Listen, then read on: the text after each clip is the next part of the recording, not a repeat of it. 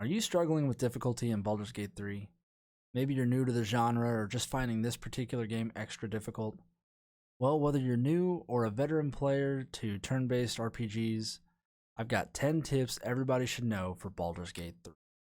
First up, search everything. There are so many lootables in this game, from barrels and boxes to slain enemies and treasure chests. Each object is worth checking, as you can find useful consumables like thieves' tools and potions, armor and weapons, and so much more. The chest icon even shows what you've looted and what you have not when you hover over a lootable object. It may take longer when you're searching an area, but some items you may find could mean the difference between life and death, or more importantly, riches and being left empty-handed. Alongside our search everything tip number 2 is take the food. While you're searching all those barrels and bodies, you'll come across a variety of food items. These items add to your camping supplies, which are needed for long rests. You'll know the food item adds to your camping supplies when you see this in the item description. Long rests take a total of 40 camping supplies, so you're going to want to grab all you come across. And speaking of grabbing things, tip 3 is grab weapons and armor for your companions. Just like your personal character, they need new gear to help make them stronger. This is more important as you progress in the game or play on higher difficulties. Don't be afraid of giving them the magical gear you can't use or don't have a use for. It's also super useful to make sure they have consumables like healing potions and scrolls in case you get in a pinch.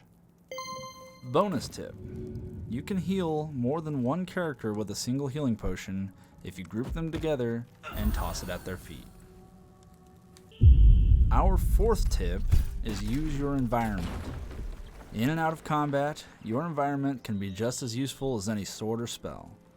In combat, you can climb to gain height advantages for archers and spellcasters, or you can explode oil barrels surrounded by enemies, or even shoot a rope to drop something on their heads. Outside of combat, you may be able to shoot something to open a different path, or stack objects to reach something you couldn't on your own. Tip number 5. Be wary of traps. Just like you can use the environment, sometimes the environment wants to hurt you.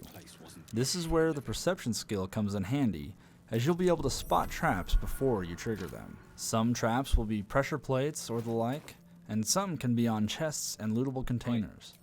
They can be quick instant damage, or they can turn the room into a death chamber. Some of these traps are very creative, and you might not expect what form they will come in.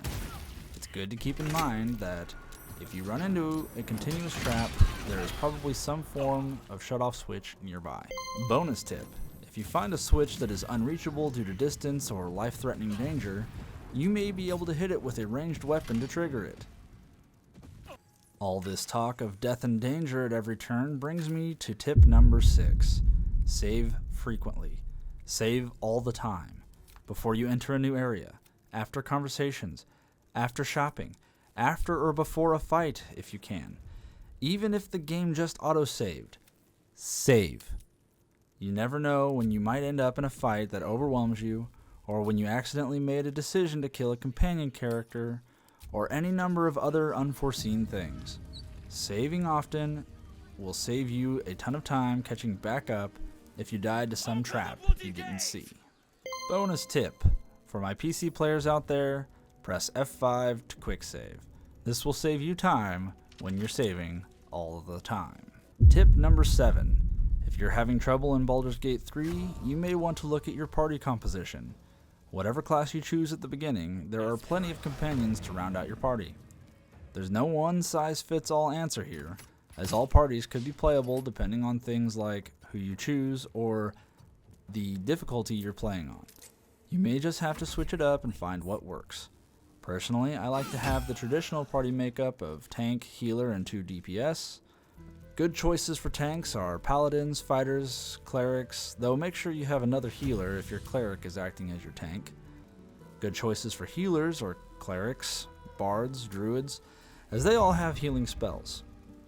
For damage-specific characters, you can use any of the rest: rogue, barbarian, wizard, warlock, and so on. Even some of the other role classes I mentioned can play a different role. It's all on how you build them. These are just some building blocks if you're having trouble with party composition. Tip numero ocho. Short and long rests. Knowing the difference between these two rests can be very beneficial, as they both do somewhat different things.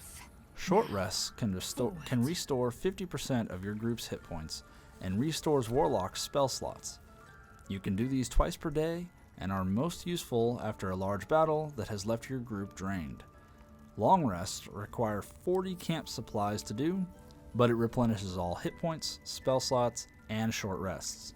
Use this when you feel your party can't limp along any further due to health, spell slots, etc. Tip number 9. Hiding. Hiding is how you use stealth in Baldur's Gate 3 and can be useful even if you aren't trying to get stealth attack bonuses or surprise rounds. Hiding is a great way to be prepared for combat before it happens and allows you to set up your positions before rolling for initiative. Just make sure you have each member of your party hide before you open that door. If you see red on the floor, that is the point the enemy will see you and combat begins. Now for tip number 10. Last and certainly not least, try talking your way out of fights before they begin. Many encounters in Baldur's Gate 3 will have some dialogue before things dissolve into bloodshed. This is where skills like deception, intimidation, persuasion, and even performance can shine. Having someone high in these skills is crucial to avoiding unnecessary fights that can drain your resources. It all still falls to chance, but you can improve your chances with these skills. Talking can also lead to secret treasures or other useful information on your quests. Bonus tip. Certain classes have buffs that they can give to the party to improve their rolls or even allow a reroll. Be on the lookout for these options. Well, that's all we have for today. I hope these tips help you, and if you have anything specific you'd like to see in a future video, please let me know in the comments below.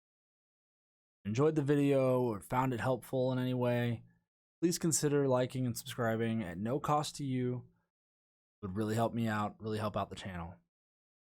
Thank you, and see you in the next adventure.